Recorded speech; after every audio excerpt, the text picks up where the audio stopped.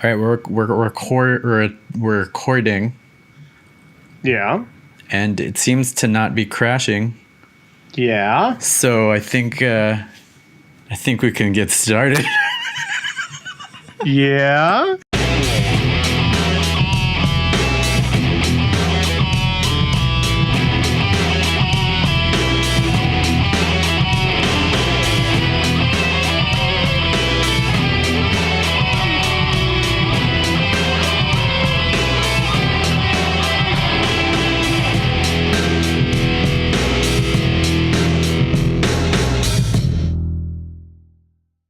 Brandon Chalmers. Yeah. It's been how long has it been? 2 weeks? 2 weeks, because I was ready to basically kill everyone around me last Tuesday. So it was But that's the perfect time to broadcast. No, it is not. No, I like Jamie. That was a like I needed some air, or I was gonna vent, and the last thing you saw was me striking a match in my office and letting the connection just stop. Speaking of which, my poor connection again. It would have made for a great show. It would have been amazing. Yeah, people would have been like, "Damn." Oh man. Well, between then and now, what have you been geeking on, Brandon Chalmers? Not a whole lot, but I do want to talk about an observation that I made. So I was recently at a wedding for family of family sort of thing. My wife's cousins, in-laws, or something like that. It was a nice ceremony. Happened at a hotel ballroom. You know, nothing amazing, but a very nice ceremony, not super huge or anything else like that. And there was a song that came on that some people may find cliche. I enjoy it just because I think it's kind of fun to sing along to. But I assume you've heard the Dirty Dancing classic "Time in My Life." No. Okay, now I consider myself a Hootie and the Blowfish aficionado, much like yourself, so we can baritone with the best of them. But what I learned is, while I was many drinks in, because I didn't have to drive, so hell with it, you don't actually need to use the words for that song. That's true. At all. That's true.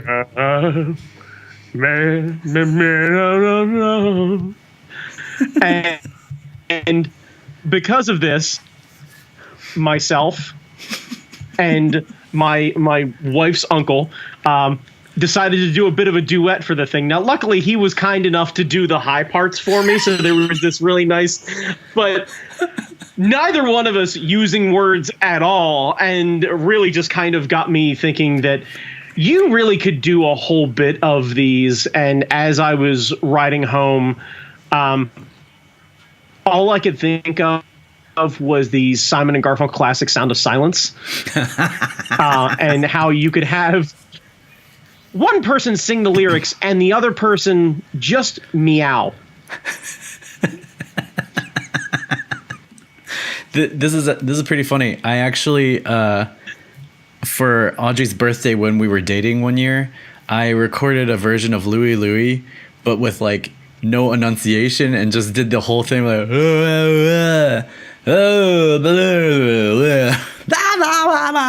so I recorded. Gotcha. You recorded the white version. Yeah, I recorded a version for Audrey for her birthday, and she fucking died laughing. So I think you have something here, and I would be willing to double down, get a song list together, and actually do this, because this sounds amazing. Yeah, I think we could literally get you and I could get together and we could do the like Live Aid version recordings where it's like both of us like in a mock booth, like holding the headphones, and no word, like I don't know what we call it, no words, just emotion. Yeah. Singing well-known songs as just no words whatsoever. The album should be like, you don't know the lyrics either, so shut up. Yep. Yeah. Yeah, honestly, growing up, myself and one of my closest friends, up until probably I was 13, thought the song was "Hold Me Closer, Tony Danza." So there's, which, I mean, But wouldn't you want him to? that's what I'm saying. He's the boss. It makes sense that you hold him closer. Hold me closer, Tony Danza. That's great. I fucking love it. Yeah. So good. Yep. So what have I been geeking out about? The idea of essentially writing doing an entire cover album of just nonsensical lyrics.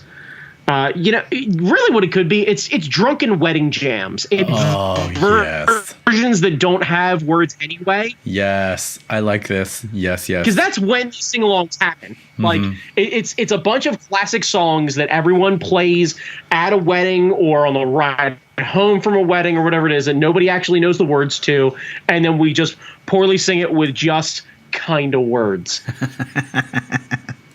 And then you get like the wedding singer band lineup,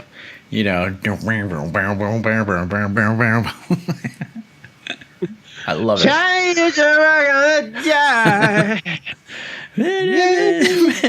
Strike. So that's the other key. You have to slowly trail off. Yeah, and then just come back for the real words.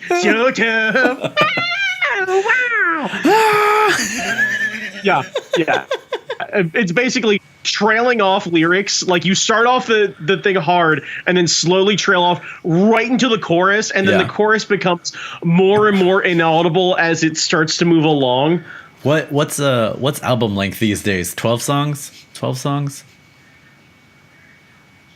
I mean, if we're part of the SoundCloud generation, we do shortened minute and 30-second versions, and we release like 36 tracks. Like, that's... Yeah, just get a set list together. I'll figure out the arrangements and record them, and then all we got to do is do the lyrics. Awesome. It's great. Yeah, that's good. I'm fucking there. It's awesome. We're done. We've got our project for the year. Fuck it. We'll release it for Christmas for all the kids, all the children. That's what this podcast will become. I'll just put on a camera in the corner and we'll record our sessions live. I actually kind of like this idea, honestly. Yeah, that's what our podcast has become. Yeah, our podcast has just become slow jam sessions with you and I. Oh my god, I love it. I'm here for it. Man. So what are you geeking out about? On a whim, I went to the local thrift store.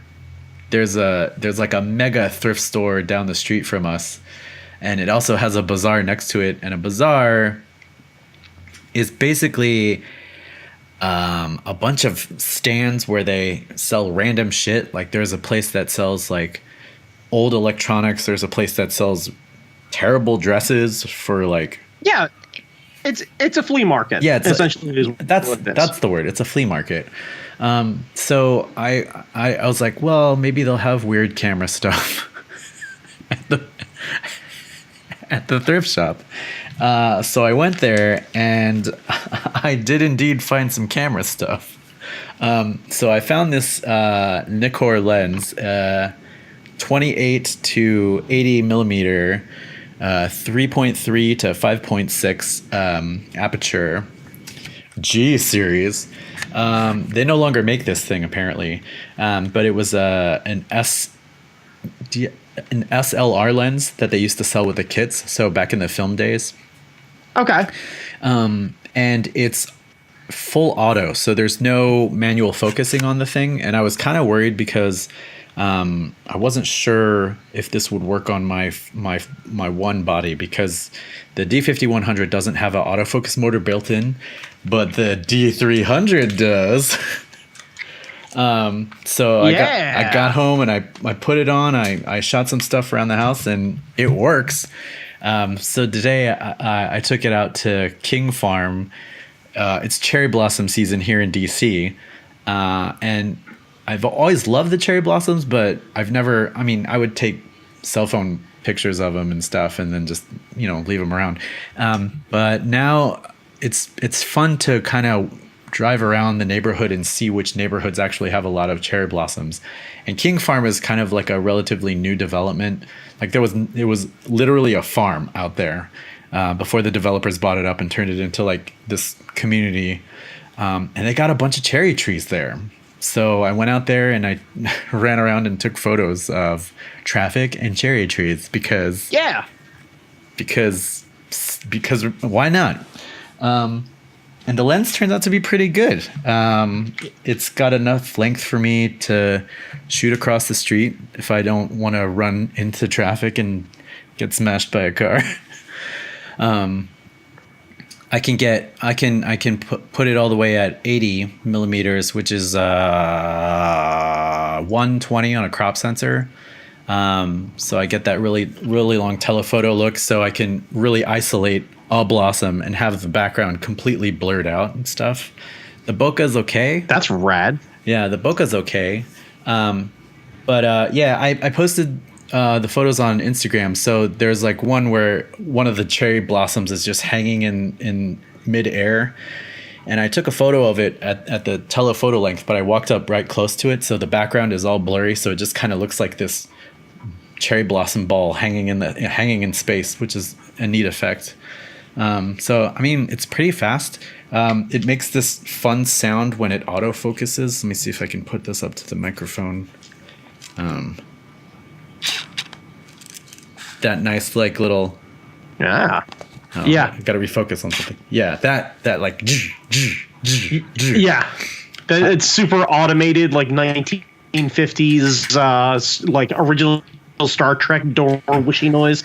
Yeah, and I know people like real photographers like the silent shutter so they can shoot weddings or events and stuff where it has to be dead quiet. But like, I don't know, I kind of like that wow, wow, wow, wow kind of thing.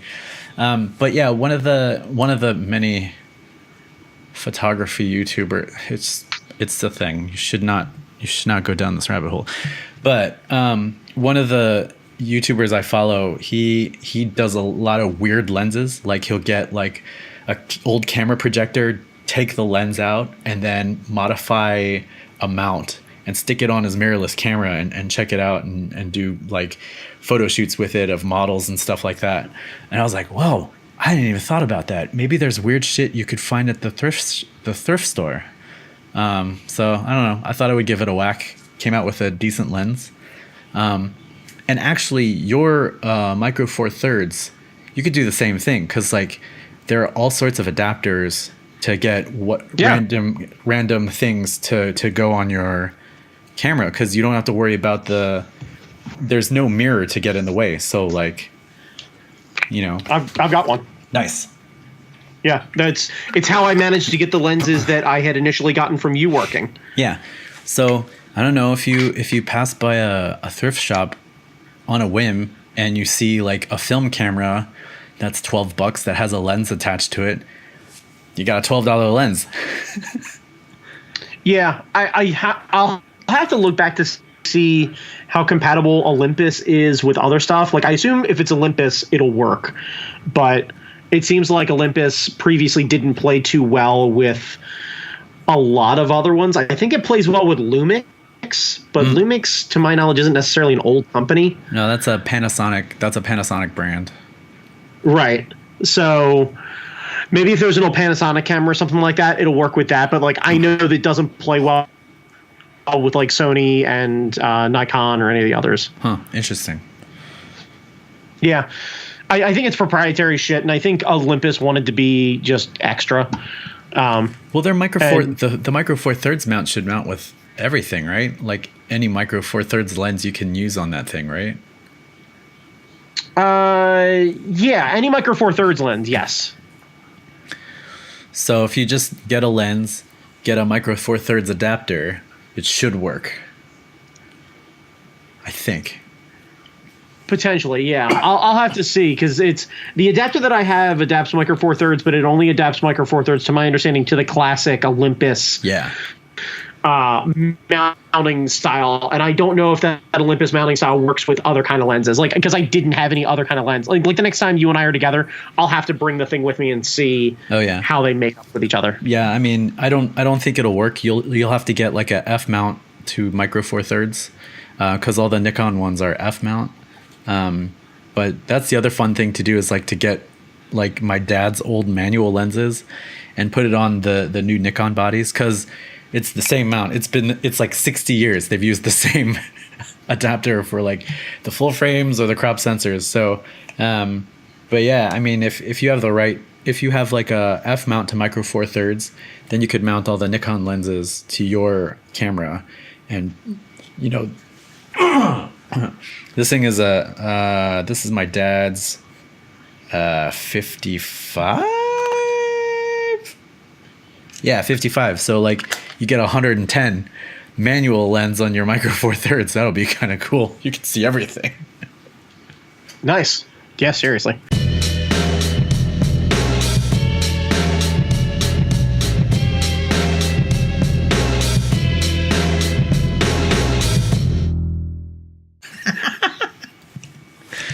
All right, Brandon, a little technical difficulty, but we've come out the other side.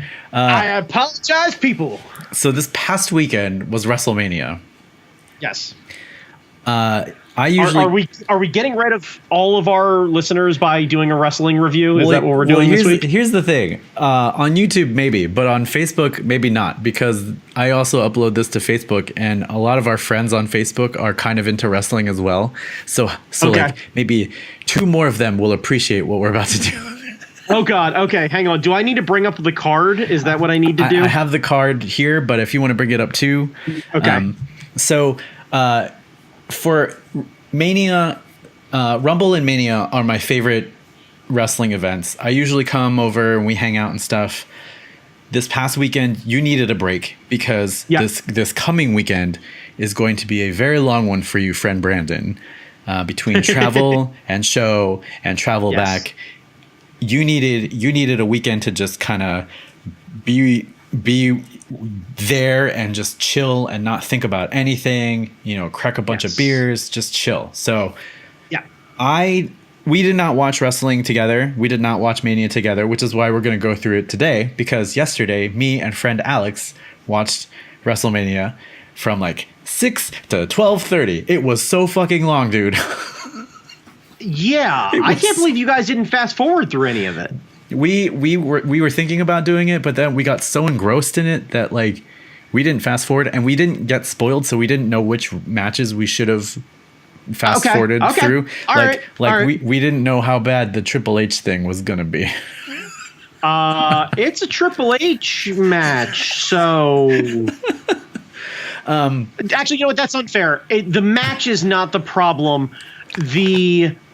What's the best way to put this? The visual, not visual masturbation, because that's actually just masturbation on camera. I guess the ego stroking of the Triple H entrance in the last couple years about this stuff has really gotten out of hand, and this is no exception. Yeah, this one was particularly bad, though. I looked at Alex and I was like, I could have done that.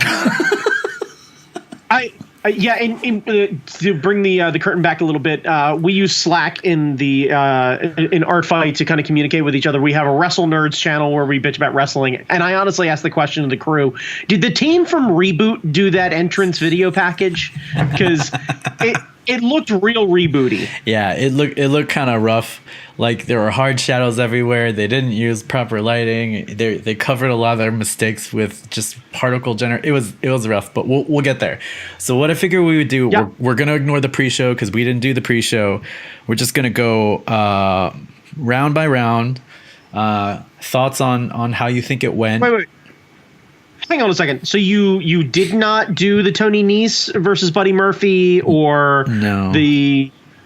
Okay. Yeah, we didn't do the Carmella stuff. We didn't do Zack Ryder. We didn't do Big Strongman.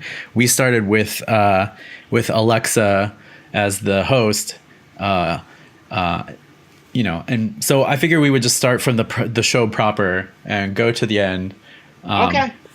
So show opens. Alexa Bliss is the host. No idea what that means. She showed up. Nothing. Yeah, like Nothing. she had like 3 segments maybe. She introduces. God damn.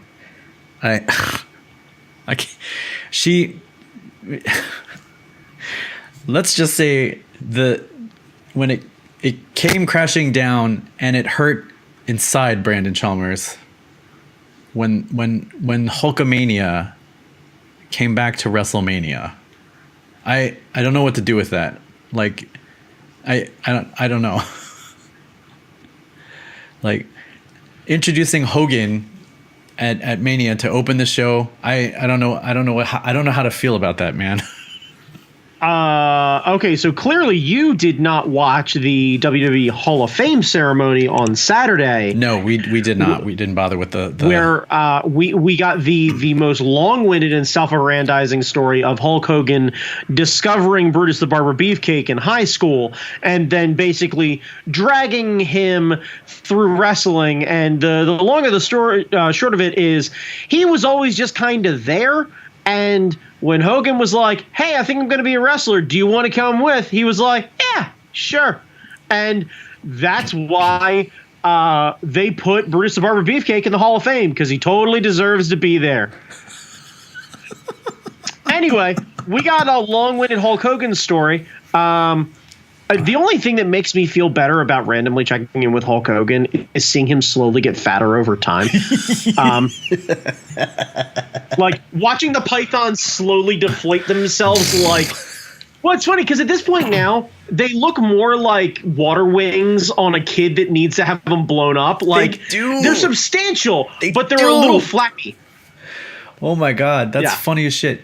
Alex said, yeah, he's using that boa to cover up the rest of him, because that boa was He absolutely was. Yes. Yeah. I look forward to when he starts wearing the girdle and his shirts start to have sleeves again. Yeah. Because at some point along the way, someone's going to talk to him the same way they talked to Hacksaw Jim Duggan, where they were like, hey, Jim, so about the tighty whities, shorts. Let's just, like, you can still go out shirtless. Fuck it. Fine. No problem. But shorts. Yeah.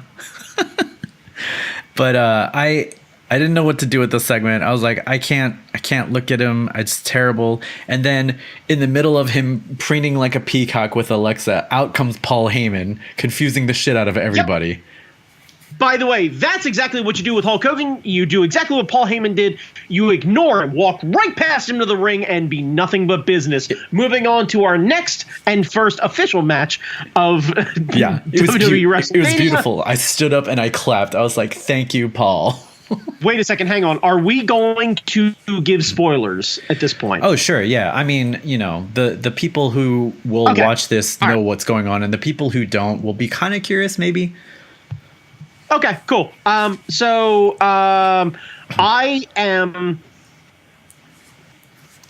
super pleased with how fast they were able to tell the story, and I really wish that some other people would take advantage of this. Now, I don't know if on the list of matches that you have, it has a timestamp for how long the actual match was. It says 2:30, 2 minutes and 30 seconds. So, in 2 minutes and 30 seconds. Now, to be fair, there was probably an additional 3 to 4 minutes of beatdown before the actual match started. Oh, correct. Yeah, because it didn't. To give people the brief recap, Brock Lesnar is a part-time champion. He shows up, he gets paid, he murks guys, and then he disappears for a bunch of months, and we don't basically have the belt on the regular show.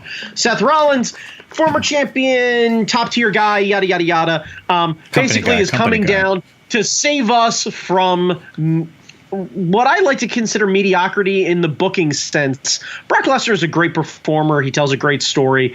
But I hate that he's only part-time, and it really bothers me about the storyline, because I think the belt needs to be an important part of moving the storyline along for the rest of the roster. Yeah. Nobody else can move up if you can't rotate the belt out a bunch. And if one guy carries the belt all year and also doesn't defend the thing unless it's a pay-per-view that is super big with a lot of build-up, what's the point? Yeah. So the short version of it is Seth comes down, Brock starts marking him on the outside of the ring. They finally get in the ring. Seth turns the table and basically just catches Brock. It felt very much like a UFC fight where, two guys were scrapping and it looked like one guy was really getting in the other one, and all of a sudden there was that haymaker that just comes out of nowhere. It's a desperation shot. And you see that Brock gets his bell rung, and then all of a sudden it's curb stomp, curb stomp, curb stomp, curb stomp, and then it's over. And it was great. It was great. Very similar. Right. It was very similar to every other Brock match that we've seen. When he murked John Cena with the 18 suplexes or however many it was. Yeah. We're like, we didn't know what to do with it. And it was another one of those things where it was like, I watched it and I was like, is that it? Did that seriously just happen? And then he basically hoists the title up and he's like, hey kids, I'm back. And then disappears off into the fog. And it's like, all right, rad. Now, to double back here real quick, because I don't want to dwell on every match because Jesus Christ, we could. Yeah. An important thing that Paul Heyman did, he came down before he introduced Brock Lesnar.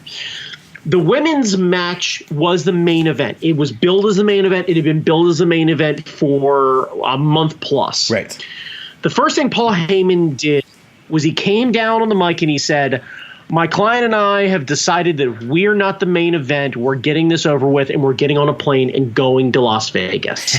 Now, he did a couple things right there. To cover the Vegas point, he's calling out a shot of rumors of Brock Lesnar going back to UFC. Brock's always rumored to go back to UFC. Yeah. So, whatever, cool. The idea that, Brock's going to basically murk him and then disappear again.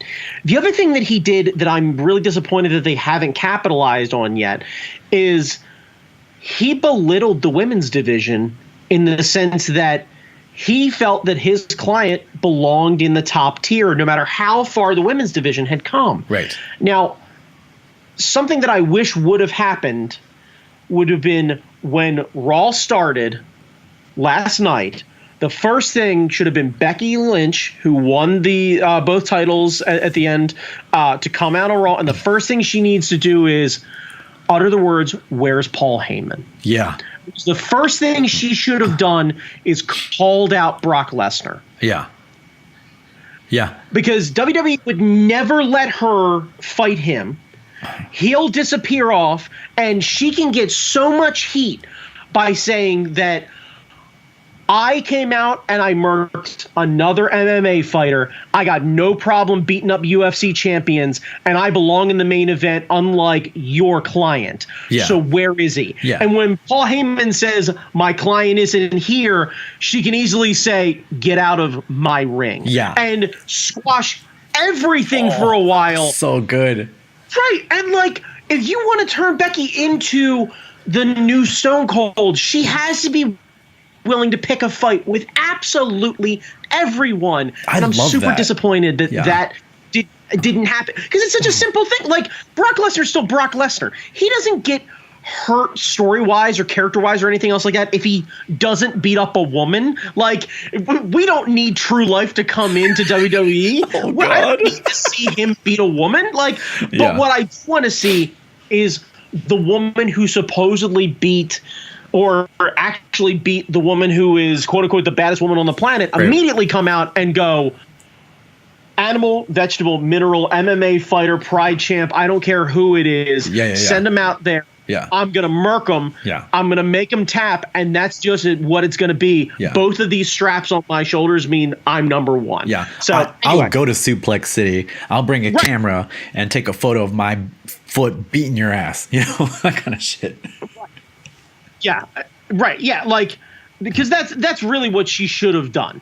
But then again, I'm disappointed that, to my knowledge, she never tweeted at or Instagrammed at Holly Holm, the person who murked around in the first place. Because the first thing I would have done is had Holly Holm come out as her personal trainer. I'd have cut videos with her boxing training with Holly Holm. That would have been great. Right. Because I want to learn how to beat Ronda Rousey from the first person who beat Ronda Rousey. Yeah, and then right after that, and then rub it in, and then immediately go to Amanda Nunes, the other person who beat Ronda Rousey, and then learn how to do stuff from her. And literally, Becky could have went on a tour, and it could have been Becky not even showing up to Raw, just videos of her training with people who beat the crap out of Ronda, and Ronda in the middle of the ring doing her grumpy like scowl thing that she does. Yeah, right? yeah. Like, man, I love that. The fantasy booking off of this booking is just so great. I love fucking with Ronda Rousey. She's a trash human, and I'm super glad she lost. Fuck Ronda. Me too. Sucks.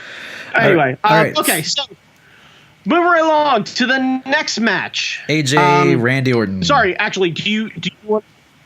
Was there anything you wanted to dig into for the main title match? Or are you good with where we were? Yeah, no, I'm good. I thought it was great. It was nice and short. I was surprised that it went the way it did, but I'm glad it did because now you got the belt in play, which is awesome. Yeah, and it made me forget about Hogan, which is amazing. Yep. Okay, so like you said, next match: AJ Styles versus Randy Orton, one-on-one match. It was by comparison, 16 minutes and 20 seconds for that match. Yeah, it felt a little long. Like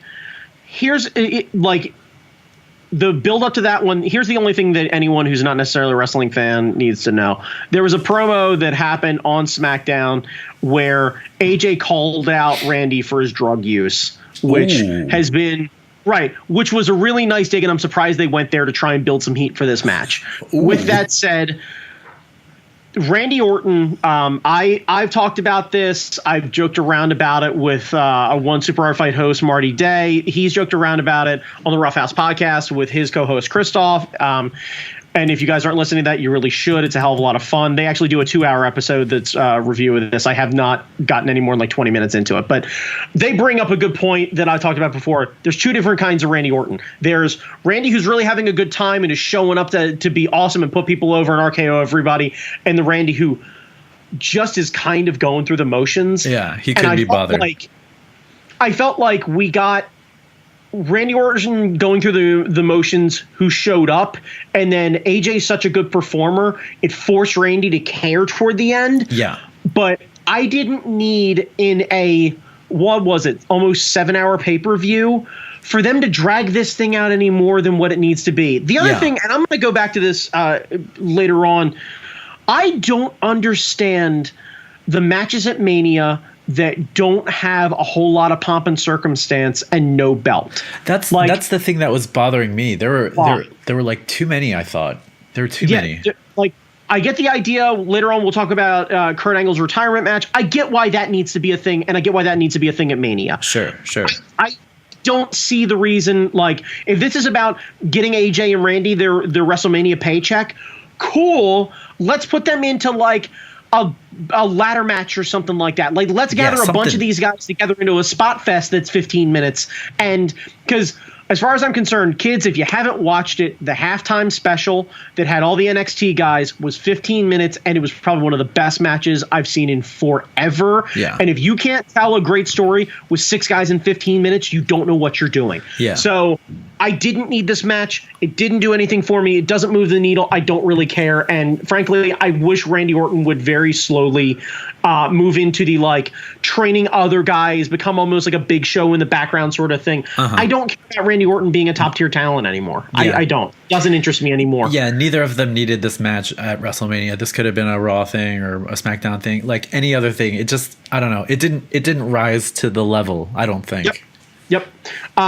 Okay, so next one. The Usos, Aleister Black and Ricochet, Rusev, and Shinsuke Nakamura, and The Bar. A fatal 4-way for the WWE SmackDown Tag Team Championships. This was so much fun. Yes. So much fun. So they literally are having a match right before I came down where it was essentially, I think it was Nakamura and Rusev versus the Usos. And they called the Usos Or I'm sorry, no, it was supposed to be the Hardy Boys versus the Usos. And the argument was that these are some of the top-rated tag teams in the history of WWE. And if you said it 6 years ago, I wouldn't believe you were the Usos. Second they went heel, they're outstanding. Yes. And I just got the update. Hardy Boys are SmackDown Tag Team Champions. Oh. So good for the Hardy Boys. Nice. So here's the important thing, and this reinforces what we just said. There were 2 Usos, an Aleister Black and a Ricochet. That makes 4 Rusev and Nakamura, and then the bar of Cesaro and Sheamus. That's 8 guys in 10 minutes, and they put on a barn burner and had a great time. It was beautiful. Well, here's the thing. I would have been a little bored with the bar winning the championships, and I'm glad that they didn't because they're now getting involved in the main event stuff, and it makes a lot of sense, but I wouldn't have been mad if they'd have put the belts on any of those guys, and that's exactly what you want. Yeah. I want all the guys to be really competitive and for me not to question what's going on, and I'm really happy that they decided to, if they were going to move on with a more seasoned team that have had the belts a while, I'm glad that the Usos retained, and I'm glad now knowing that the Hardys are champions, though I wish it wouldn't have went to the Hardys. I wish it would have went to a younger tag team. I like that they use this as a way to build another team back up. I love what SmackDown's doing with the tag division. It's awesome. I think they should just absolutely move all tag team wrestling to SmackDown. Raw doesn't know what to do with it. My favorite spot was the one in the corner where they had everybody up on that like thing where they slammed everyone down, and Ricochet was at the top, and Ricochet somehow landed on his feet, and everyone else is dead in the ring. Oh, I literally, like, right before that happened, I said out loud to my wife, I was like, Callie's landing on his feet. And she was like, what? Oh. And I was like, yeah, that's because I've seen Ricochet before. Oh, and yeah. That's what he does. By the way, if you get the opportunity, I think NXT is coming to Aberdeen in May. Oh, cool. You should see Ricochet live. I saw him in Ring of Honor, and he is outstanding to watch. He's so great. And yeah. Alex brought up the point that Ricochet always looks like he's seeing something for the first time. Like when it's a 2 count, he was like, oh my God. And also, Jesus Christ, if you haven't watched it, the tag team match with Aleister Black and Ricochet versus the War Raiders for the NXT tag titles that they also lost. Ricochet is the best seller in the fucking business right now. You can fight me about it. Go back and watch that and tell me he is not outstanding in putting other people over. He's great. Yeah. All right. Shane McMahon and The Miz. Okay.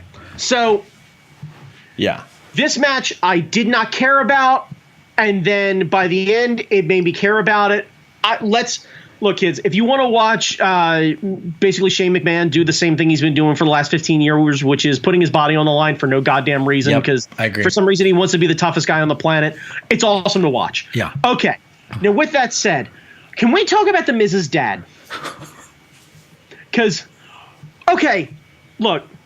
This is going to be me being a dick here, and I don't want to necessarily come off as like I'm shaming old people or anything like that, but Mrs. Dad knew he was going to be involved in this thing for a good long while. Like if he didn't know he was going to be really part of this sort of thing, when Shane turned on Miz in the first place and then got in Mrs. Dad's face, Mrs. Dad had a good month to watch a YouTube video on how to throw a punch. Some curls, maybe. Get that mullet cut. I don't know. Wear a shirt that has.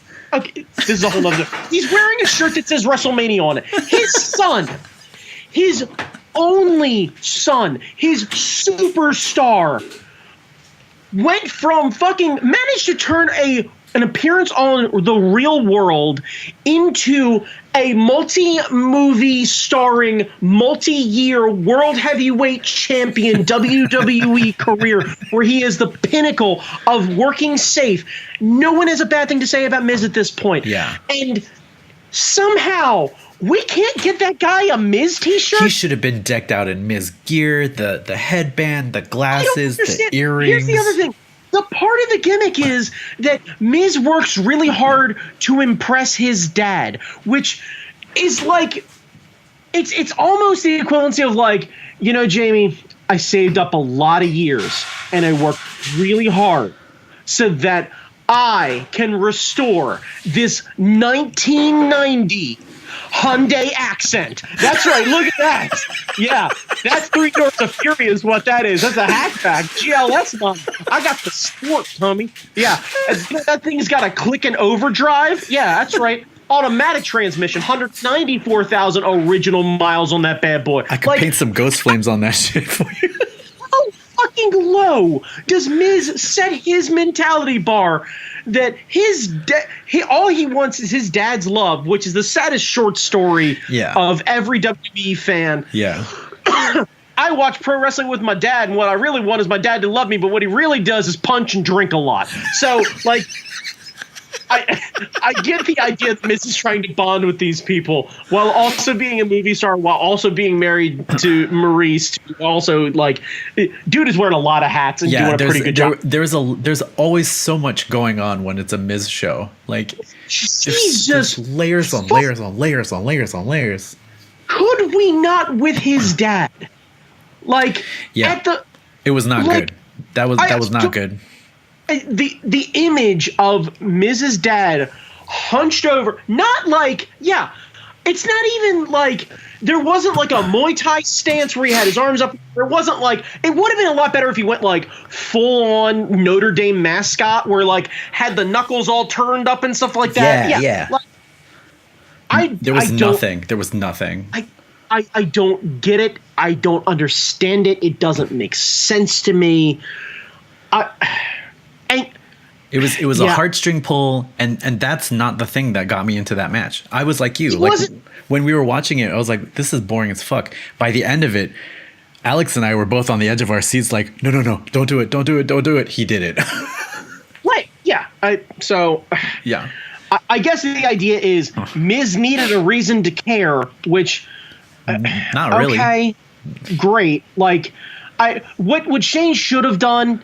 If he's the real boss of everything, he should have dangled Miz's career in front of him. He should have said, this is your WWE contract. If you can't beat me at WrestleMania, you are fired. Mm-hmm. I'm tearing up your deal. Your TV show goes away. Your movie deals go away. Your wife's contract is torn up. And you can go work where people are all elite. And you can call out everybody. By the way, one of the funnest things, if you want to hear a bunch of call-outs, you should absolutely watch the DX induction speech. They throw Billy Gunn under the bus a bunch of times. It's fucking hilarious. That's funny. But yeah, I like that angle. Shane could have done that, and we could have had Shane, or we could have had Miz care right out of the gate. No bandana, no stupid spins, no nothing or anything else like that. No impressing his dad. Literally just running out for my family. I have another baby on the way. This is my livelihood, and I will not have you threaten it. This is the most important thing in the world to me. The whole buildup of Miz has been his wife and his children are now his focus of his world. And if you threaten that motivates me way more than his weird Wisconsin dad. I don't. And that's a great story too. And you tell that just as quickly. Just as easily. Also, I don't care if I'm calling people out or if I'm bringing heat on it. How much is Mrs. Dad the definition of Cleveland? Like, if you looked at, like, if you made Cleveland a person, like if I said, hey, Jamie, your project is to turn every city into a person in a comic book, Cleveland would be Mrs. Dad. Kind of frumpy, dressed in pale colors, holding on to a mullet, doesn't know what the fuck he's doing. Yeah. But still, like, that match had more, like, by the end of it, I was way more into that than the AJ match. Yep. Like, that one. Yeah. Okay. All right. Next one. Women's Tag Team Championship, another fatal four-way. The Iconics, Bayley and Sasha, Nia Jackson, Tamina, and Beth Phoenix and Natalya. Okay, now, can I just say right out of the gate, if we're going to turn these people into tag teams, can we get some decent names for these tag teams? Like, the Boston Hug Connection is some that's weak. That's weak. Dwayne Johnson and Mick Foley stuff, and I don't know who wants to be compared to Mick Foley in this whole thing. I think it's supposed to be Bailey, and Jesus Christ, she can do better. Yeah, no, I don't like their names. Like, they didn't even come up with one for Nia and Tamina. It was just them two. Right. Yeah. And them two. I think they should actually call themselves Accidentally Hurt This Person, is because that's really all they're doing. Yeah. Here's my short version of this. Beth Phoenix can still go, and my crush is still more than alive. I'm glad to see Natalya still being in the top tier of stars. Yeah. I still think she can go. I still think she's great. Yeah. Nia Jax and Tamina, I think both need to go back to NXT. They need some shining up. There's something missing there.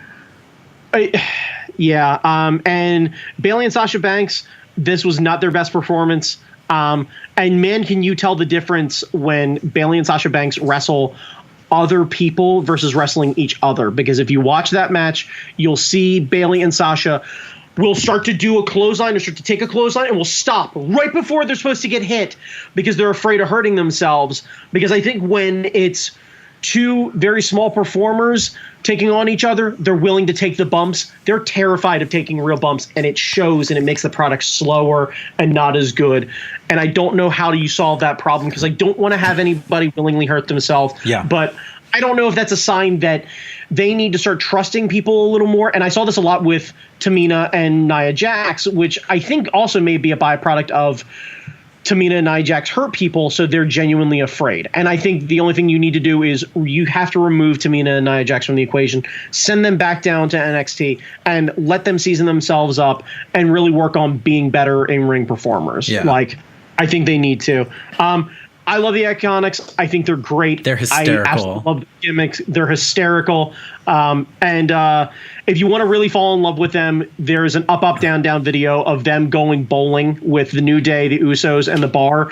And it's a 3-parter, and they're absolutely adorable. Oh, and my unique. God. All right, I'm watching that after this.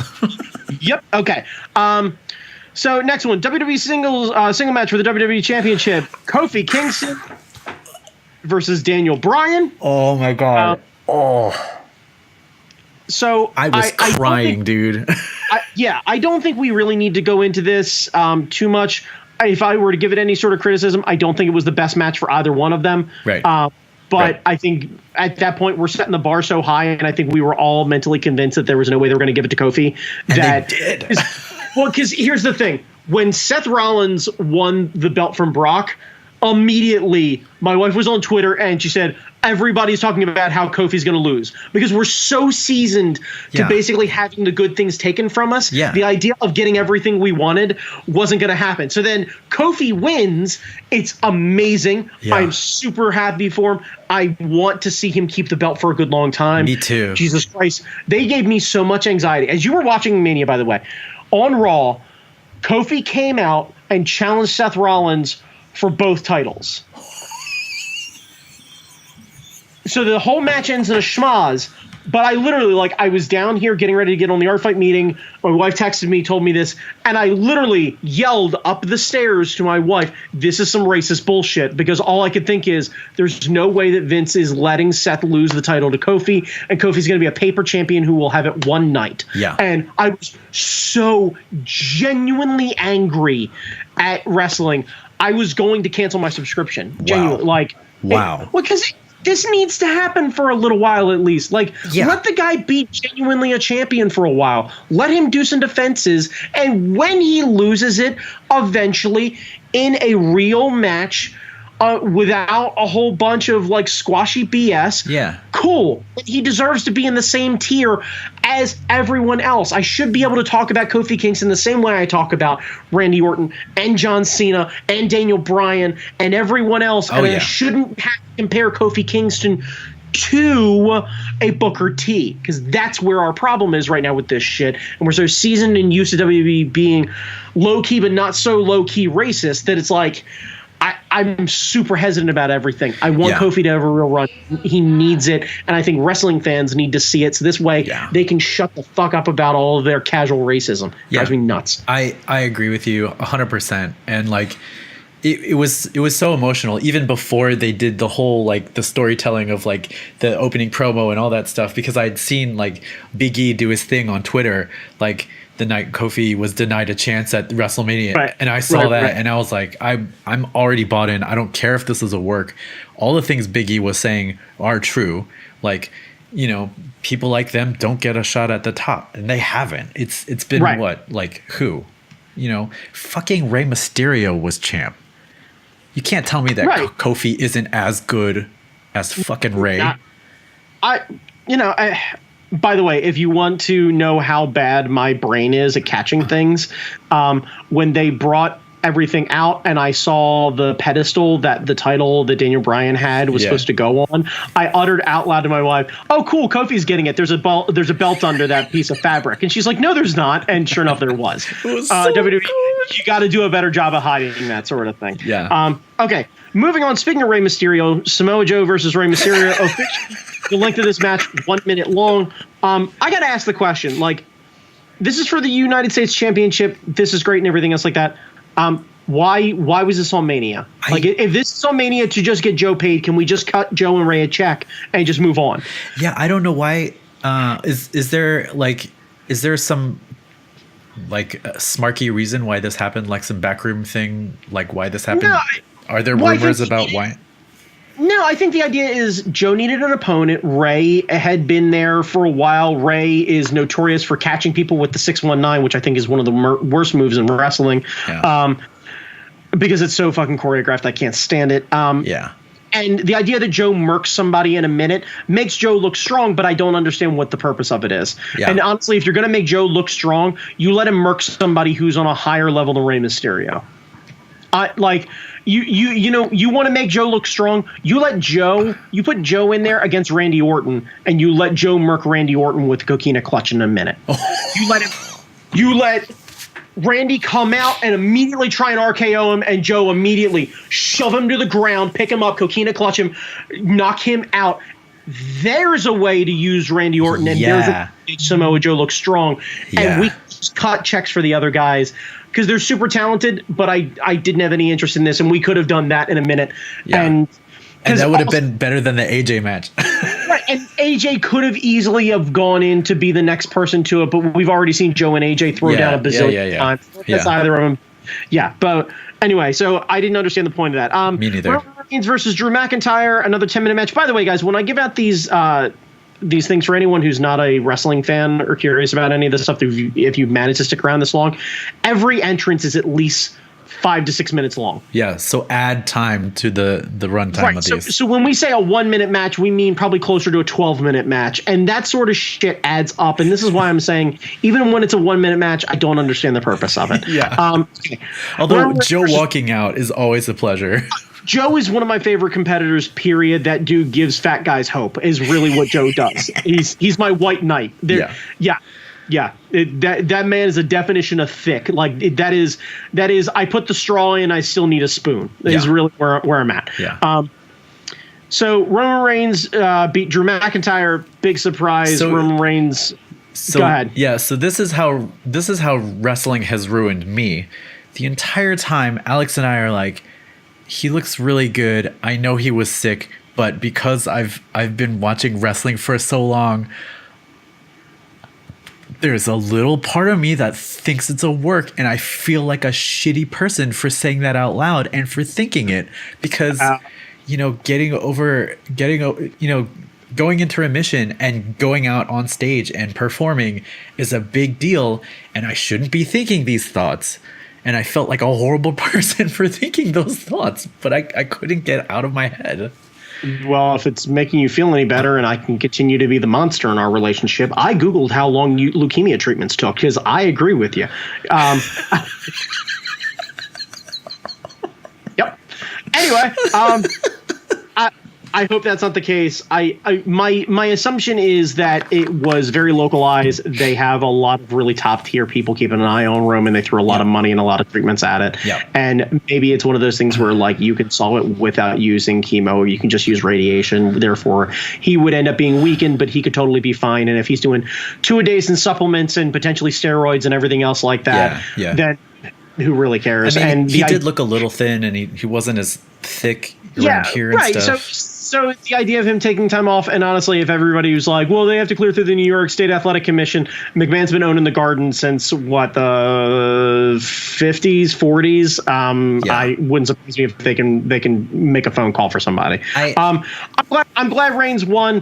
Me too. McIntyre, by the way, just came out before I came down here and is going to challenge Kofi for the title. So okay. That's awesome. That's going to be great. They're doing a 6-man match, so it's the Bar and Drew McIntyre versus the New Day. Yeah. I think McIntyre will end up having a really good run. And also, that'll legitimize Kofi if he can beat Drew McIntyre, a guy that is large and really imposing and capable and can go and is intimidating and yada, yada, yada. So, I'm sorry. I'm sorry that this all happened for Reigns, because now he's forever going to be a face. And I don't want... And I don't want people to think that he didn't earn that, because he's put in the work, and I've talked shit about Reigns just like everyone else, but but he puts in the work. He's done the work. He's a good worker in the ring. He's got the moves, except for that fucking Superman punch. Yeah, I hate that Superman punch too. And if I'm honest, I think Roman Reigns is really kind of boring in the ring. He's had some really good matches that I've enjoyed. Yeah, the ones with him and Braun Strowman, actually, weirdly enough, were a hell of a lot of fun. Yeah. Yeah. But, I'm not super interested in Roman Reigns, if I'm honest, and I don't even think it's the smarkiness of me. I think they lose potential when he beat The Undertaker, and then he came out and caught all that heat, and then they just let it fizzle out. I don't understand what they're doing with Roman If Reigns. he went heel, it would have been gorgeous, because he would have been heel, and people would have booed and booed until they started cheering him. And then he would have been right where he is now, where people fucking love him. Yep. Okay. So... I honestly could have done without that match, but fine. Yeah. Triple H and Batista. Oof. So we joked about it in the beginning. The longest fucking entrance for both of them. By the way, the main Daniel Bryan doesn't come out on a rickshaw or any sort of earth-friendly transportation or anything else like that. Fixie. Right. Kofi Kingston doesn't come out with a giant inflatable unicorn or any of this other stuff. That's for the championship. Seth Rollins, he gets a good video package. Brock Lesnar, same thing. Good video package, nothing else. No one else at this point has had an entrance with any sort of real things. Triple H comes down in a flame-throwing Mad Max-style roadster with a dude who looked like they literally antiqued him. Like, how do we make the guy who owns the car, who refuses to let anybody else drive, look like he belongs there? I don't know, throw a bunch of flour on him or something. Yeah, that was weird. Fucking weird. I honestly, I spent the first 5 minutes of that match asking the question out loud, how the hell did they get the car back up the ramp without any of us noticing? This is where my brain goes. This match... so boring. Was the longest match of the night. So boring. So boring. To give you an idea, the Kofi Kingston, Daniel Bryan match that had a ton of false finishes and was super good in the sense that it really drew us in because we all were rooting for Kofi. Oh, it grabbed you by the heart, man. Right, 23 minutes, 45 seconds. 24:45 for Triple H versus Batista. I don't know what the purpose of it was. I laughed because Batista tripped getting into the ring. That was hysterical. It's always a good way to start everything. If you listen carefully and you watched it live, so you didn't get to rewind it. If you listen very carefully, Shawn Michaels says, "Oh my God," as Batista is tripping into the ring, and it was because even I think Shawn's even at this point where he's like, "Do we really have to fucking do this?" I have to now go down here and try and sell that Dave beat up Rick and Dave beat up, okay, can we double back here? No one's intimidated by a guy named Dave. Nope. That's why he goes by Batista. That's why he goes by Batista. That's why he goes by Drax. Like, no one's worried about Dave. Hi, the Dave. idea called Big Dave. It doesn't change a fucking thing. Like, it doesn't. Dave flips you a burger at Wendy's. Now, to give you an idea, we could have ended the show at midnight, not 12:30, if we didn't need to watch Triple H feel important. God damn, it was so bad. It was so bad. Anyway, So I don't even what. yeah, let's just I skip don't this. get into this one. You sure? Yeah, let's skip it. But Okay. I do want to talk about. It's not on the list here, but is the Elias thing up next? I think so. Yeah. So the Elias thing was terrible, but then our friend Alex was not into wrestling around the time of basic thugonomics and was not aware that friend Cena had a PhD in advanced thugonometry. And so I got to witness Alex witness basic thugonomics for the first time, and it was glorious. It was so glorious. And that is the best part of the entire thing. Okay, so to give anyone else an update, Elias, a guy who comes out, plays guitar, yada, yada, yada, basically just a music segment, and then he ends up getting roped into matches from time to time. It got roped into a thing with Undertaker last night on Raw, by the way. I thought Taker John was Cena, dead. I guess he's not. I only wish. So John Cena comes down in his classic thugonomics gear, not his like Make-A-Wish, hustle, loyalty, respect, yada yada yada. This is like Word life, right? Instead of saying "fuck rules," he'd say "ruck fools." There was a lot of like. I love classic John Cena. Anyway, so good. So, So he comes good. down, cuts a freestyle on him, buries him, hits him with the FU, which is now the attitude adjustment, and then hits him with the 5-knuckle shuffle, and it's awesome. I love that classic John Cena. I hope, honestly, I hope it sticks around. Vintage Cena. Yeah, I love it. But this is where my issue came in. There's a Baron Corbin Kurt Angle match that happened after the fact. Oh, right. Yeah. Right? Could we not have had John Cena attack Corbin in the back and then had him come out as Thugonomics Cena to go take on Angle? Like, if Angle came out first, you still give John Cena all the heat of going out and taking out everybody. You have the heat of him being the Doctor of Thugonomics. You have him come out essentially where he started off being that version of John Cena with the ruthless aggression. I'm sure somebody in the back can pen a freestyle rhyming the word aggression with something. Yeah. And you could have had him come out and have the square off with Kurt Angle, and then Kurt Angle losing to John Cena is exactly how John Cena's career started. And it's really fitting. It lets Kurt Angle go out with a bit of pride. It lets him go out with a wink and a nod. Yeah. It makes John Cena look strong. Yeah. It goes back to a bit of nostalgia. I like that. It lets them murk Corbin. And we just, no offense, we don't have the Elias thing. Or, God forbid, let's send fucking Elias out there with a guitar, and before he strums the first thing of him giving New York a hard time, both Jeff Jarrett and the Honky Tonk Man both pop out from under the ring, El Kabong his ass full concerto, 2 guitars explode, and we move on to the next segment. That's better. Like, That's so much better. That is so much better. Easy. And right, and Honky Tonk Man went into the Hall of Fame. Let's give him a nod then. That would have been fine. Like, that would have been great. Lovely. Yeah, you have your Elias segment and you have Thugonomics. It's great. That's great. Yeah, it's great. Could have done everything involved with that sort of thing. Could have done it. Baron Corbin, sad tummy, did not need that. Right, yeah, and I actually like Baron Corbin in the ring. I don't necessarily like him right now with what he's doing, but like you could have very easily had Corbin knocked down and somebody run up and go, "What the hell happened?" And you hear, like, all you see is like the background of a Yankees jersey, and you hear the word "life" start up. And suddenly everyone realizes, holy fuck, John Cena just murked Baron Corbin. Why did he attack? Holy shit, he's in his old school gear. Holy shit, he's coming down to take out Kurt Angle for the last time. Yeah. Oh my God, history's repeating itself. Like, it's so much. I like that because that's WrestleMania is about nostalgia. Back, but I think it's better. Yeah, that would have been a better booking. Yeah. Anyway,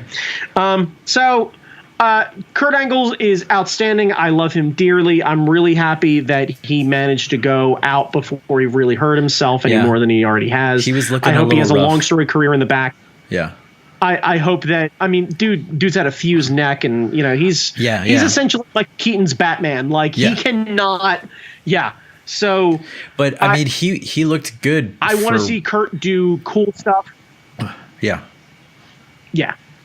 Yep. I want to see Kurt move on and do a bunch of cool stuff in the back and train the next generation and everything else like that. I have nothing but kind things to say about Kurt Angle on the whole. I really do. And I love that he leans into the "you suck" thing, and like, that was the way he wanted to go out. He wanted everyone to do it, and I don't know. I love that he's embraced that throughout his entire career. So here's another match that I didn't need: Finn Balor against Bobby Lashley for the IC Championship. Oh yeah. It was short. It was. I asked the question, though. What did we really solve there that we couldn't have solved on Raw? Well, you didn't get to see Finn Balor on a giant elevator. Okay. As tall as the Titantron. And the Demon is back. Has the Demon come back before, or is this like... Because the Demon keeps coming back. Yeah. He keeps dropping it, but then he keeps coming back, right? Look, here's my thing with Finn Balor. I think Finn Balor is a great-looking, very impressive competitor. I don't care about the Demon because he doesn't wrestle any differently when he has the paint on. Yeah, he's not more aggressive. He doesn't break out another move. Like, it's not like what is it, the Great Muta or something like that, where like when he puts on the face paint and he sprays the mist and everything, like he becomes a different person. Yeah. It's not. It's still the same Irish sweetheart with the great abs who loves to play with Lego. It just he happens to be in Renfest paint. But frowny face. Look, here's the thing. I was never intimidated by the cyberpunk thing to start with. I was never intimidated by people with face paint. I don't particularly care for juggalos on the whole. So it hits everything that I don't care about. And when he comes out with his juggalo face paint, along with his like snowboarding dread hat that was really big in like 1999 SSX years, I care. Like, he literally looks like somebody who I would end up seeing at KatsuCon 6 years ago. And because of that, I don't care about him. And I also don't care for the coup de grace because, frankly, I don't think it's a really impressive move because he's not that big and it's got no snap. Like, if Bobby Lashley did a stomp, that's an impressive move. Oh, yeah. That's a lot of beef. Yeah. If Officer Tucky did the stomp, that's a lot of beef. When he does it, like, Jamie, is there a chance that when your daughter Hazel is joking around with you, she jumps off the back of the couch onto your chest? Could she hurt you? Yeah. She could. But I'm walking away. There's a big difference in between Hazel doing it. Right. There's a big difference in between Hazel doing it and Audrey doing it. Yeah. And there's a much bigger difference in between Hazel doing it and me doing it. Oh, yeah. And that's the thing is, like, I need the dangers snapped up a bit, and I think Finn needs a more RKO style, like, just god damn, where did that come from kind of thing. Yeah. This is a super impressive competitor. Yeah. I know he has the strength, the speed, the capability, the talent to be able to do something way more impressive, and I'm just kind of disappointed with that move. Do you think he needs a better finisher? Do you think if the Demon had something like the Tajiri Green Mist or some extra something or something, would it help? Would it help bring the Demon? Would it help make the Demon be a different thing? I think having the Demon not come out in the same necessary way or something like that, having him basically snarling in the corner or sitting down and doing the like Festus thing where the bell rings and then you unleash the beast sort of thing. If he walked out and the first thing he did was rake his eyes or kick him right clean in the gut and then start just throwing him around and just doing really impressive feats of strength for someone his size. Like if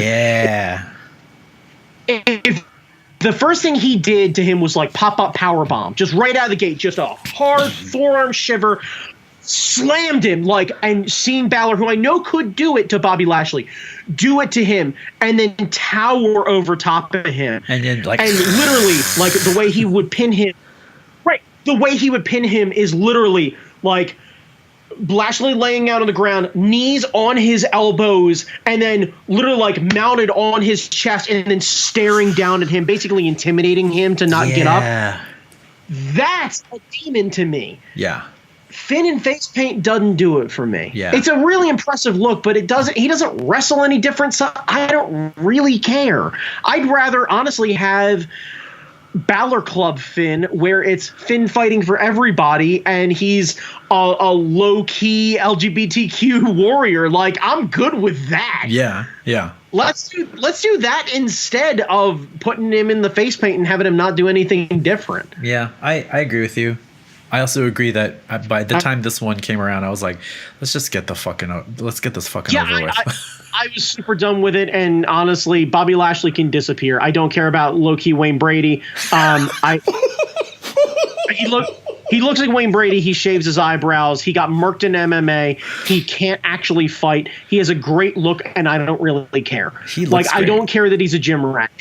Yeah. He looks great. He looks like the prototypical Vince McMahon character, and the fact that they have to put him out there with a mouthpiece like Leo Rush is really telling. And the fact that Leo Rush, while I cannot stand that man at all, I think he's the most obnoxious little fucker. I couldn't stand him in MCW. I couldn't stand him in Ring of Honor. I couldn't stand him when he shows up on other things. Like, I don't like the guy, but he can talk. And when he can't get Bobby Lashley over, it makes me ask the question, what will? Oh, that's true. Shit. Yeah. Let's also not pretend that, if I'm not mistaken, Bobby Lashley is the one who helped Donald Trump win in the match against Vince to shave Vince's head. Oh, fuck. I never let him live that down. So, yeah. All right. Yep. Yeah.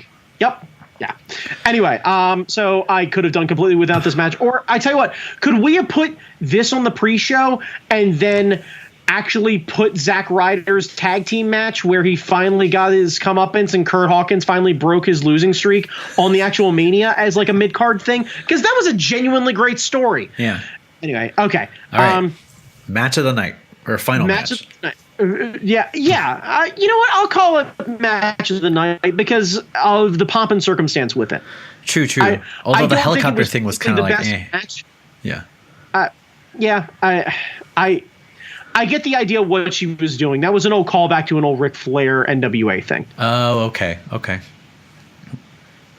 Yeah, the idea of coming in on the helicopter and, you know, the red carpet and the whole nine, like, I get that. That makes a lot of sense. Okay. I understand it. Alex and I were just kind of like, I guess rednecks like helicopters.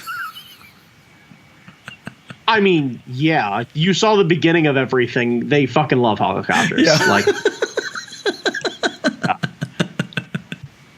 Lower Lane, the whirlybirds in the sky.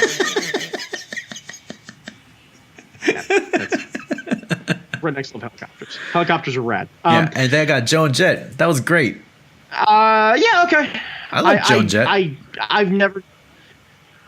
I got nothing against Joan Jett. She's never really moved the needle for me. Yeah. But that's a personal music preference. It's one of those like, yeah, okay, it's on, cool, I'm good. But, meh. She can still play really well. So to her credit, yeah. And the Blackhearts as well. They sounded really tough. Yeah, they were good. They were good. I was wondering. I was expecting to have some kind of live band thing, and to have them at the end was kind of interesting. Because usually they have like a live performance of somebody at Mania. Yeah, and I was really glad that it wasn't like Florida or Kid Rock or anyone else that would want to make America great again or anything else like that. So that's kind of rad. So we got Joan. Yeah, great. I'm good with it. Even though it's for we got Ronda, Joan, which is not that great, but it's Joan. So yeah, whatever. I hope that maybe Joan doesn't feel the same way that Ronda does about trans people. Anyway, yeah. Ronda Rousey's absolute trash. I'll continue to go on record about it. You all shouldn't be fans of her. I'm sorry. She's not the best. I'm really happy with what she's doing for women's wrestling as far as getting a spotlight on it. I'm really glad that the rest of the women on the roster are able to exploit that, hopefully into something more lucrative and getting higher up in the roster. If it means that we have to put up with that sort of trash as a stepping stone to get there, fine. It's not the first time step that all over her. Step all over her. Yeah. Yeah, I'm lost with how many racist and awful douchebag male competitors we had to get before we actually got some decent fair treatment of people. So awesome, let's keep doing that. Yes, stomp her, just step all over. So the match, it was pretty good. Yeah. Triple threats are always tough. I don't know in my head. Triple threats are always tough, and is it weird to say that I think they may have made a mistake with Becky's hair of all things? It looked like a lion's mane, which was kind of cool, but it seemed to get in her face a lot. Like she was brushing it out a lot. That's what I mean. Yeah. Like logistically, as far as performing, that seemed like a really difficult choice. It had a rad I don't know why it reminded me of like Tina Turner and Thunderdome sort of thing going on. There was like, there was a very like, I run Bartertown. This is what happens. The man runs Bartertown. I mean, that makes sense. Yeah. So like, I'm all about that. I think they're all perfectly great performers, and I enjoyed the match. And honestly, the thing is with this match, I don't know what they could have done that would have had me go, holy fucking shit, that match. Yeah. Because triple threats, like you said, they're wonky. They essentially become spot fests in that sense. I think if it was Becky versus Charlotte, we could have had a real barn burner. I don't think Ronda is at the point right now where she's capable of putting on a barn burner style performance. I think she's very similar to Brock Lesnar. I think it's maybe 10 to 12 pretty good moves, 3 or 4 really great moves, and not a whole lot else. So you got to kind of work around her shortcomings, and I don't think she has the experience yet to work on her feet. Yeah, and I think that's why they did the triple threat, because you had Becky and Charlotte. They could put in the work. They could make up for any shortcomings that Ronda had. And if Ronda had if Ronda ran out of stuff, they could toss her out of the ring, and Charlotte and Becky could go, and you've got a great spot there. Yeah.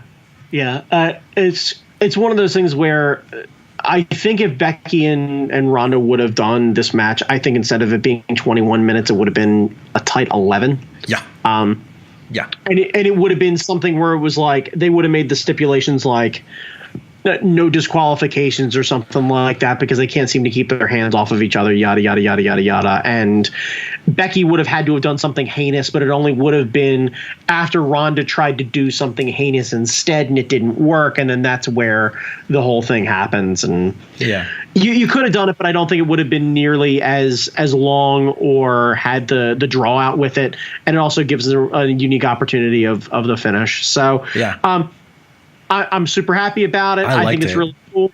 I liked it too. I'm genuinely shocked that we got everything we wanted in the sense of the champions right now. Me too. Oh my god. I'm used to wrestling being disappointed. I'm used to Mania being like, fuck you. Can we talk about real quick before this match? They carted out Carmella, or they carted out Alexa Bliss again, and then they brought out Carmella and R-Truth for the dance break. Oh yeah, we fast forwarded that. Okay, so literally, they realized this night was so long that they had to find a reason to get the crowd on their feet and move around so they didn't fall asleep in the middle of the women's match. And it's not the women's match's fault. The goddamn thing didn't start till almost midnight. Yeah. And I gotta ask the question, could we have trimmed a little fat off of this thing? A little? Like, really? Yeah. Like, look, if we'd have cut out the Triple H match, the Roman Reigns match, the Samoa Joe match, that's, let's see, 1 minute plus that. Let's say conservatively that's 10 minutes for the Samoa Joe match. The Triple H match with all of the lead up and everything else like that with all the entrances. 45. Let's call that an even 30. So that's 40 minutes. Yeah. Yeah. So we're already now under midnight. Yeah. That's 11:55 right then and there. You take the Finn Balor and Bobby Lashley match and you move it completely off of the thing, and let's say that buys us another 15 minutes. Goddamn, son, we're damn near 11:45 or 11:30. That's not bad. You get rid of Elias. Yeah. That cuts out even more time. Yeah. Yeah. Because those other matches felt like padding, fucking padding. We did not need them. Actually, fuck it. Let's take out that AJ Styles Randy Orton match and let's take the better part of 20 minutes off of this card. Yeah. And we could have had this thing tight and wrapped up by 11:30, and we could have kept the Elias bit. We could have kept the John Cena bit. Yeah. I genuinely think it's too much show. It's yeah. And there's I don't know for how it. you decide. No, I mean there is a reason for it. You try and have every title that they had was defended that night. And I understand that there are some things like Kurt Angle's retirement that deserve to be on the card, shy of just the titles. But I gotta ask the question: can we not look at the ratings or anything else like that, or at the social media mentions or what have you, and figure out which one of these title matches is moving the needle? And if it's not moving the needle, do we really need to have it on the Mania card? Yeah, and it doesn't need to be that long because you already got everyone's money. They've already bought the network. They're already there. So you don't need to, you're not going to call up a friend of yours 7 hours later and say, hey, you got to buy this pay-per-view, because I don't know why you need an 8-hour show. Can we start the thing at 5:00 when all the pre-show stuff starts, or the pre-game stuff starts, or whatever it is? Yeah. Or can we have Mania happen on Saturday and the Hall of Fame happen on Sunday, and this way I cannot have to go to bed at 1 a.m. to get up and go to work. I went to bed. I fell asleep 1:30-ish. I was up at 5:15. I was at work by 6:30. How do you think my day was on Monday? That's rough, dude. Because wrestling. Now, am I an idiot for doing that? Yeah, probably. Should I have probably taken off or taken a half day? Yeah, probably. I shouldn't have to take off my goddamn PTO to go watch wrestling. It's ridiculous. No. Unless you're there at the show. Can we? Yep, fine. But, could we move this thing to goddamn Saturday? Yes, please. Please, God, yes. Jesus Christ. Oh, my God. And then we let the Hall of Fame happen on Sunday, like an award show happens on Sundays. Yeah. I don't think the fucking Super Bowl is... Well, okay, the pre-show starts at, Friday before the Super Bowl. But, I mean, the actual game is not that long. Right, but we're not talking about multiple games. You can't actually compare the Super Bowl and WrestleMania because Super Bowl's trying to tell one story, and Mania is trying to tell 16.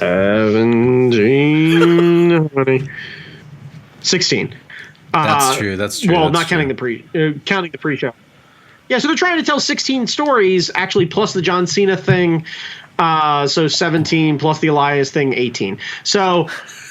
Or whatever it is. So yeah, it's a lot. It's a fucking lot. It's too much. It's a lot. It's too much. Yeah. It's too much. Something's got to give in that sense, and you guys have the ability to do it. So I got to ask of you, can we trim this down? Or could we unify the belts and we have one women's champion and one set of tag women's champions and one set of men's tags and an IC and a US and a world champion, and then we can do all of the other world building for the number one contendership for these things. Yeah, I'm there too. There's too many belts. Because The other thing is it's not like, to my knowledge, the Randy Orton AJ Styles match, that wasn't for a number one contendership. No title, no nothing.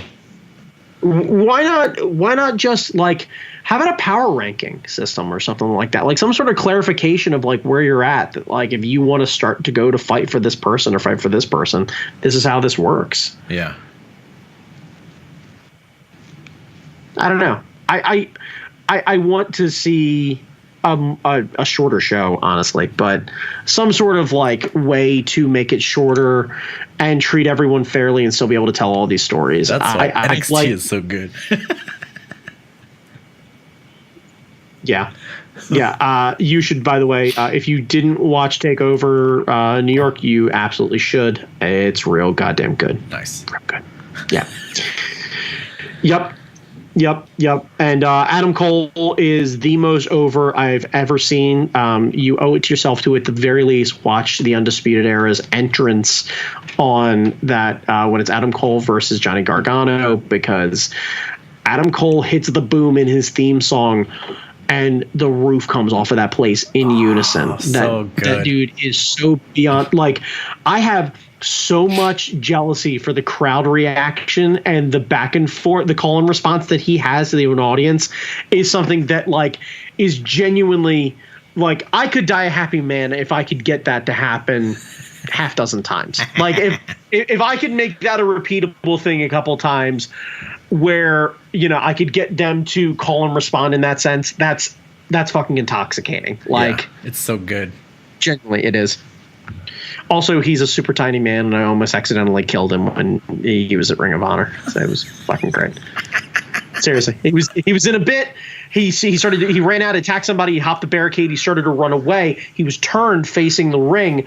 I was standing in the aisleway where the camera was that he was trying to run off from, and turned back, saw me, realized I had him by the better part of 40 pounds and I think 3 or 4 inches. I hear him go, "Oh shit," and then literally, like, juke and then kind of half grab my arm and then spin around me like he almost hit a telephone pole. And I realized that at that moment, had I not been paying more attention and he not noticed, he would have hit me and fallen over hard. And I don't know how anyone would have been able to move on from that. And mind you, I'm actually a really big Adam Cole fan, but he's a wee man. He really is a wee man, like, especially compared to a lot of other wrestlers. Like, he's a tiny thing. Oh my god. Yep. So that's awesome. That one time I almost accidentally Bobby Boucher'd Adam Cole. Yeah, that's. Yeah. Oh man. Well. I'm sad that we didn't get to experience it together, but it's great that we got to recap it together here. It was, you know, I am very happy that we got to recap it together. I got to be honest with you, I'd have felt so terrible if this at 12:30 and then I'd have known you'd have had an hour plus ride home back to Rockville. Fuck that. That ain't even right. Well, my work schedule is a little flexible, so. Still, though, Jesus. Yeah. Oh yeah. Oh man, I'm fading fast. All right, man. Brandon, where can people find you? You can find me on Instagram at that guy Chalmers and probably other places. So just type Brandon Chalmers into a thing, and I'm probably going to be there. You can find me also at Super Art Fight, superartfight.com for all the tickets and details for upcoming shows. You can find us at Awesome Con. It's going to be fucking rad. We're doing like 4 shows. We're doing like a kid show and Unleash and a regular one and then the card game, and we're going to be all over Awesome Con. Come hang out with us, come see us, come say hi. It's going to be dope. We're doing a super secret spot this weekend in Groton, Connecticut for a super secret show, so we will be visiting. I've got it coordinated. I'm hanging out with all of the or at least some of the our Connecticut crew. Oh, they're coming down? Yeah, well, I mean, they're essentially coming over or whatever it is. So, and I've also reached out to a wrestler extraordinaire, Keith Youngblood. So I'm Virgin Worlds. I'm hanging out with peoples. We're going to probably go to Mystic Pizza based on the Julia Roberts classic Mystic Pizza. I have no idea if it's going to be any good.